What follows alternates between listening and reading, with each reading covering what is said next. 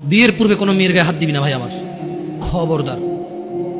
বিয়ের পূর্বে কোনো মেয়ের সাথে কথা বলবি না, খবরদার। তোর যোগ্যতা নেই ওর সাথে কথা বলার। তুই কে রে? বামন হয়ে চাঁদের দিকে হাত বাড়াবি না। আমার বোনরা চাঁদ। ওয়াল্লাহি যেদিন ইসলামী শাসন আসবে, যেদিন ইমাম মেহেদী আসবে, যেদিন ঈসা আলাইহিস সালাম আবার আসবে, ওনার বন্ধের উপর যারা হাত দেবে উনি হাত কেটে ফেলবে। তুই বামন হয়ে চাঁদের দিকে হাত বাড়াইস না। আমার বোনরা চাঁদ।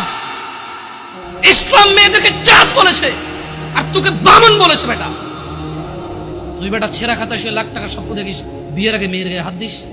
তোর সাহস কত? তোর সাহস কত?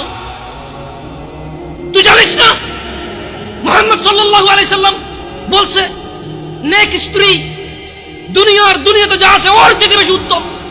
তুই কি করে ওর গায়ে হাত দিস বিয়ের আগে? তোর সেই যোগ্যতা আছে বল?